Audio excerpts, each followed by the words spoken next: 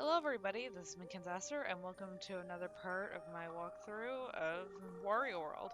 In the last episode we explored Hunt Manor and got that level done, so now we are going to enter the second level of Spooktastic World.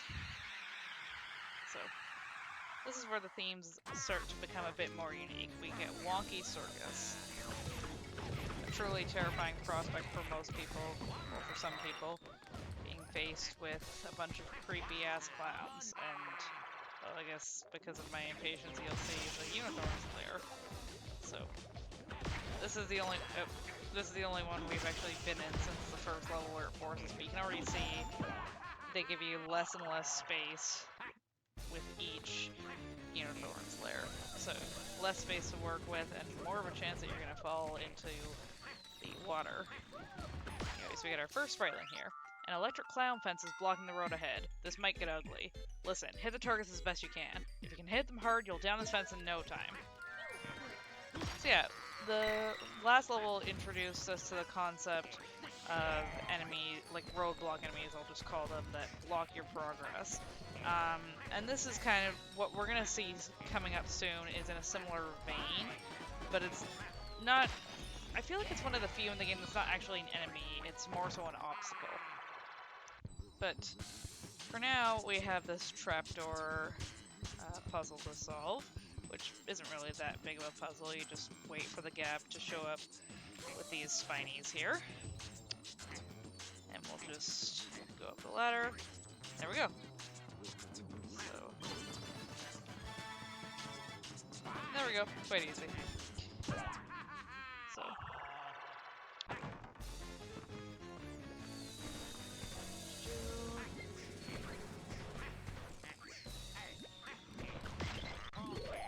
Okay, so this is the electric fence that the spriteling was talking about. What you want to do is you want to pick up, it'll drop enemies for you, and you pick them up and hit the target. And they take 3 hits before the targets go down. And they get... Oh, okay, that was just a random throw, but yeah. The number of targets on the electric fences eventually will increase. And as you can see, the smaller the targets got, the faster they get. So it gets a bit progressively more annoying to take them out. Okay. Actually, pretend like I know what I'm doing with these glue globes. I don't know what is with the...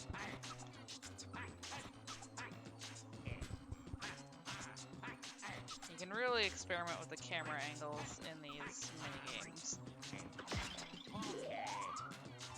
Want to do, there's only the red gem in here for whatever reason. They don't even have a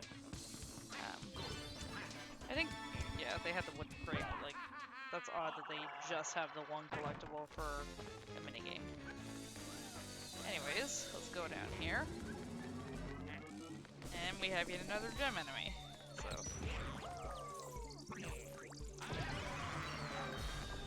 get through this guy as quickly as we can.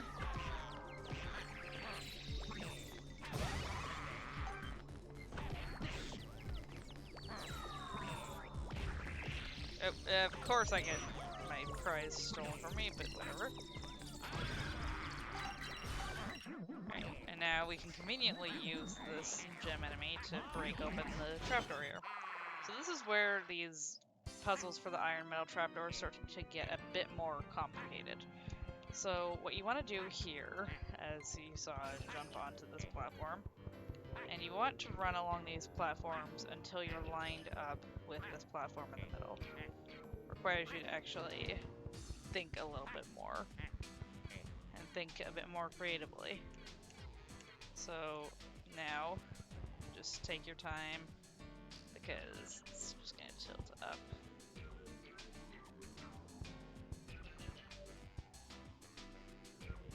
Okay, there we go. You want to wait until you're level with the platform so that... Oh, there we go. Yeah, there we go. You just want to wait until you can get to a level point with the platform so that you can jump on the other end of it and then jump down. So, kind of, once you realize what you need to do, it's fairly simple, but that's one of the first mini games that really starts to emphasize to like think outside the box and be a bit more creative with the solution to the puzzle that you are facing. So, moving along. Nope. Got another Spriteling over here. It sure would be nice if you could peek around a little to see what's coming up next. Well, you can. Use the C-stick to take a look around. You can't peek very far, though. Nope. At least not in the regular level. The use of the camera there is much more limited. And here, it presents a little mini-game with these bombs, these targets, and I'll just show it off. It's not necessary, but it is kind of neat. It's something to do. And, like it... Nope. Well, that one didn't want to stick around. Come on. There we go. Just want to charge your throw, and then aim. These bombs will eventually explode in your hands, though, so you gotta be careful. There we go. And you take out all of them, and you're rewarded with some coins.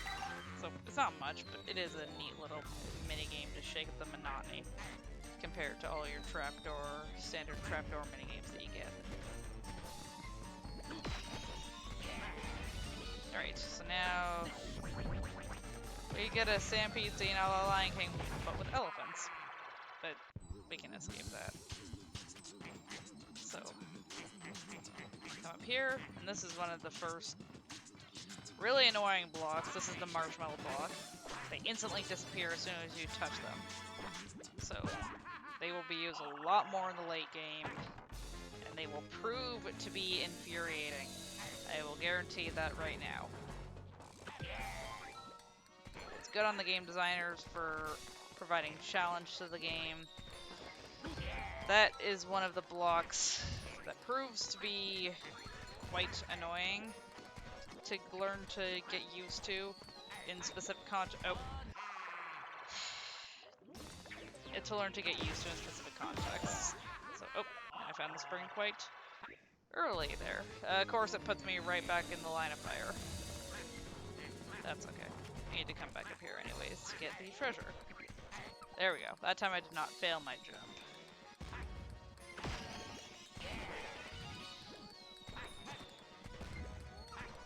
Alright.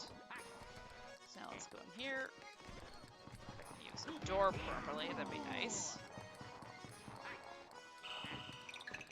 And we get an enemy unique to this level. These caged lions. Unfortunately, they do take a bit to take out because there are many points where they become invulnerable. But it is nice to have like a unique kind of enemy like this level, even if they are slightly more annoying to deal with. This introduces the concept of, well, moving glue globes, and already I had trouble just latching onto the first one. You want to wait until they get close enough. And then, because of the speed at which they're going, it can toss you forward. So, like, when you go to this one, you want to pull back, so... Not too bad. It serves as an introduction to how they'll launch you forward the faster they go. You just gotta get used to the speed at which the glue globe is going and how to accommodate appropriately. We can just jump around these guys, but typically you cannot get around them without beating the crap out of the snake. And then its little whisperer, I guess we can call them. And then you can get past them. But there you could just simply hop around them. And another one of these guys. I think this is actually only... I think there are only two in this world, which is nice. So... Screw it. I want to deal with dashing. Unfortunately, we cannot use this one to our benefit like we could the other one, but give us some points. So. This section can be annoying. We have these things that spit fire. You want to be very careful with your timing because they eventually... It'll give you a warning, but... Oh, come on. Oh, come on. Stop being invulnerable. Give me... There we go. Okay. God damn you, game. Maybe I should have just gone for the birds.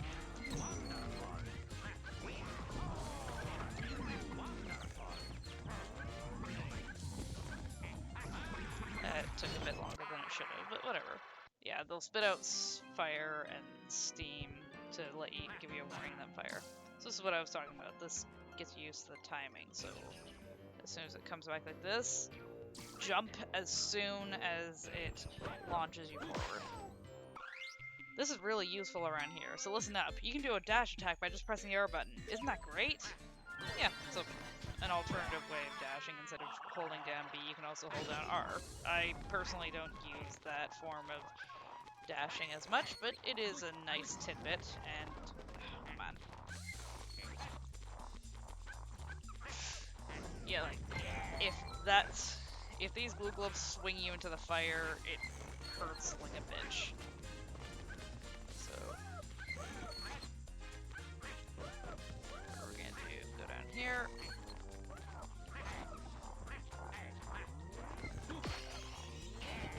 There we go.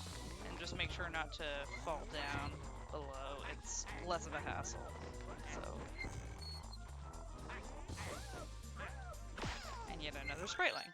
Wario, are you using the garlic dispensers? If you don't have much confidence in your skills, then collect coins to buy garlic. The price of garlic increases as you advance in the game, and each time you buy garlic. Yep, but if you guys have watched this walkthrough, you will have known that during one of the first times I actually explained the concept. So,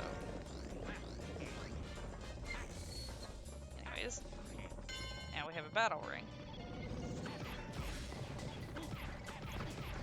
This one starts off a bit more annoying because they form around you in a circle. Creative, but okay. I guess there's no...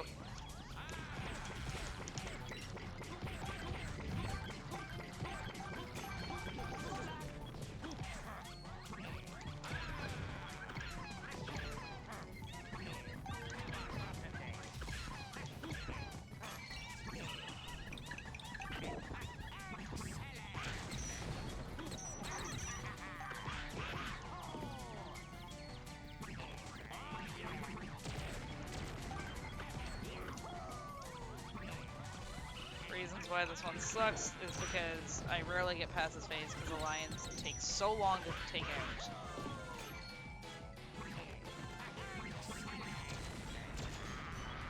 That's okay though. That's actually the last round, so we made it through. Anywho, we have another section with elephants down here, but we're going to take the upper path first. Go up here, activate the button. And I could be cocky, but I choose not to be today. Okay, never mind. I guess I do choose to... Okay. Well, they can obliterate themselves if they want to. Let's go. Back up. That rope is always a bit awkward to maneuver around.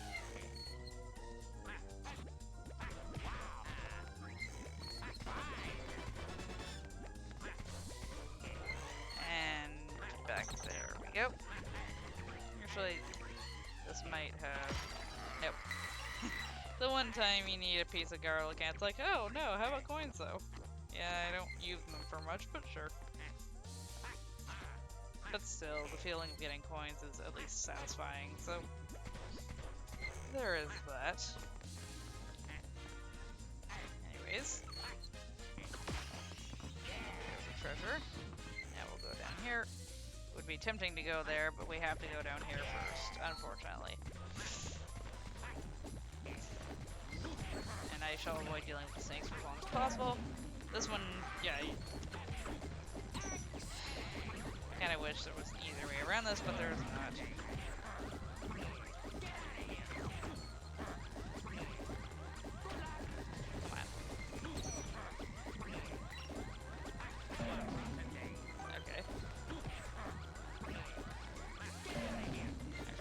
Faster one first. That's okay then. And there we go. Electric fence 2, a literal electric boogaloo. Complete. So, now that we've activated the purple switch, we can finally progress. So, back down here once again.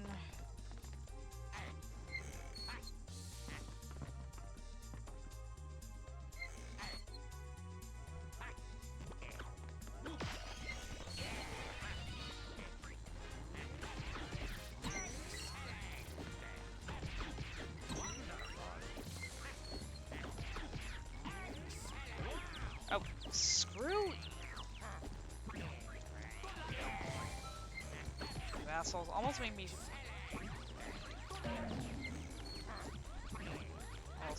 fall off the platform. Go into the abyss.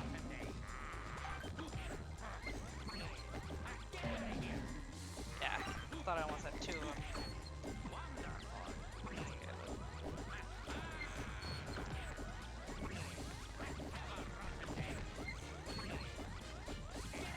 Okay, it shouldn't be that big of a challenge to just aim. Like, oh, well, got two out that time. There we go. Okay, and there's the last electric fence that we need to deal with. So, fortunately for us, it never gives you more than 3 at a time that you need to deal with.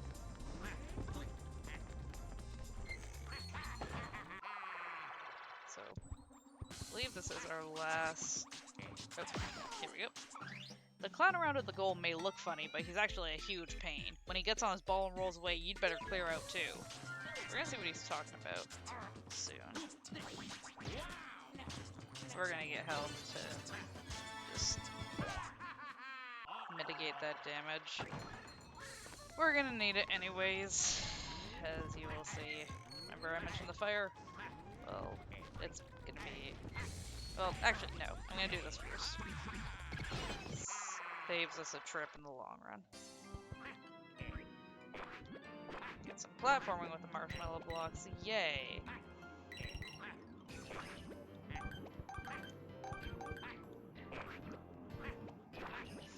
Like this. Yeah, so the last thing you want to do is get caught hopping between those two. It's not fun.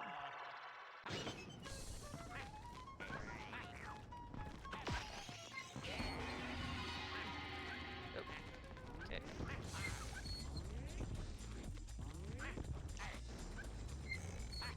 Okay, so surprisingly didn't get punished with fire, but that's beneficial. And better get some health to prep for the boss. Always good to do that just before you enter. Alright, so now then. This is the part that I have avoided up until now, playing the waiting game with these fire things. Lucky it didn't torch us there. Oh, before we progress, we got all the red red gem pieces and the gold statue pieces, and all of our treasures were musical themed, along with the Nintendo 64. So, which is funny because I don't believe Wario made that many appearances on the Nintendo 64, besides the games like Mario Kart, Mario Party, and Mario Tennis. So, anywho, this is the Roundabout Clown, I believe is what his name is. He is weird.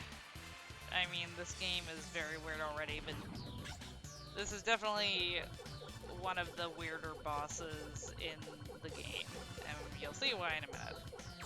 So, first, don't be on the opposite end of the arena, because he chucks his circus ball and uses it as a bomb, and then as you see, he removes his heads.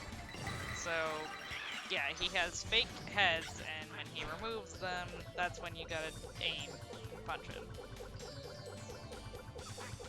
Eventually, the speed at which his ball moves speeds up, and the amount of glue globes decreases with every round, with every amount of health he loses. So, like, went from 3 to 4 to 3.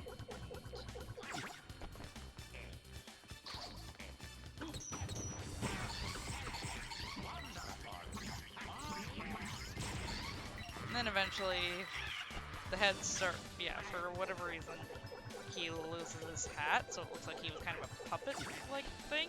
Maybe that's the idea? I don't know. And then he proves to be a coward by just not wanting to stay in one place. And like I said, the heads are multiplying now, so this is a very weird and creepy boss, especially like the heads that have like no hat are very weird. Oh, Okay, I was lucky to grab onto the glue globe there. That one's hard to get. Okay, I'm making it look easy.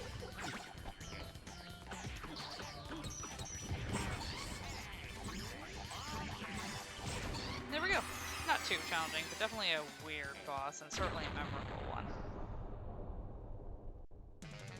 And yes, the decapitated head sticks up during this pan shot.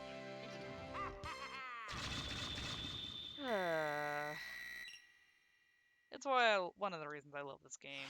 The innovation that they take, and especially with the bosses and the later world themes, is really creative. I just wish they had expanded more upon it. But there we go. That was Wonky Circus. Now we have 6 hearts. And now we're going to take on the boss of Spooktastic World. So, let's see what it is. Last time we had a dinosaur and drag, so what will it be this time? It's Dual Dragons Showdown. So, yeah, as the name implies, a 2-headed dragon. Which is usually pretty hard to take down a dragon. First off, avoid the water, it'll hurt you. You want to punch the crap out of the head, out of one head, so that it breathes fire at the other. So, when you see the sparks coming out of the one's mouth, yeah, that's when you want to hit, and the tail will try to attack you. Will try to hit you as well. And then they'll have this attack. They spit out glue globes, and then the other one sucks it back into its mouth. You can just do that, or you can punch the head enough times to where it's knocked out. But either or works.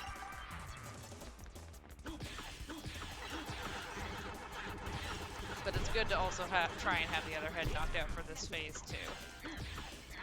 That way he can't suck it back up. And then it helps out with this. Unfortunately, with each round that passes, more fireballs rain from the sky. So, fun times.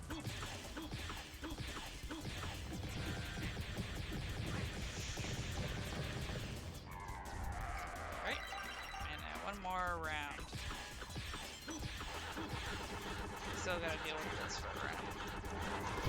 Oops. Okay, bad idea. And just like that, the boss is over.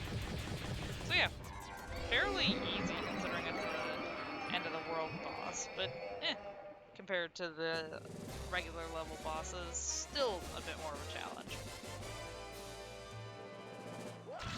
And there we go. You get the second part of the final boss key. So, there we go. And now, let's watch the little part, or cutscene. Alright, halfway there. 2 more pieces of the key to go. And then World 3 is unlocked. So, that's gonna do it for this episode of Let's Play Wario World. I hope you guys enjoyed. Have a good night. Take care.